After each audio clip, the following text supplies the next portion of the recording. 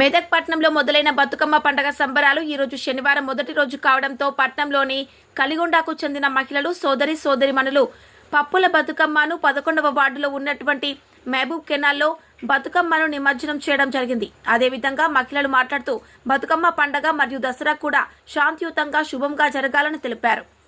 Medak reporter Rajesh, దృశ్యం news.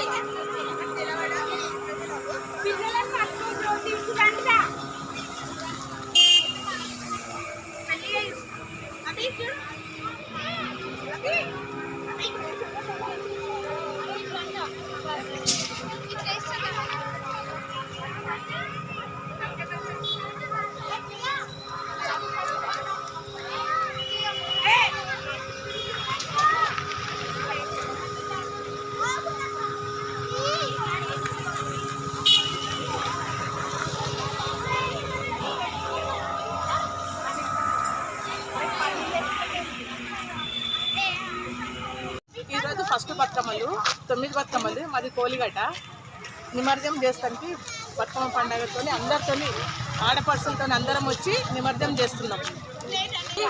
పప్పు పలార బతుకమ్మ ఒకటి ఉంటుంది, ఒకటి ఎంగిల్ బతుకమ్మ, ఒకటి అట్ల బతుకమ్మ, ఆకుల బతుకమ్మ, సద్దుల బతుకమ్మ, గౌరమ్మ అన్ని బతుకమ్మలు ఇవాళ పెద్దగా పండుగలు అన్నీ చేసుకోవాలని కోరుకుంటున్నాను. దసరా బతుకమ్మ పండుగ అన్ని పండుగలు మేము జరుపుకోవాలని కోరుకుంటున్నాము.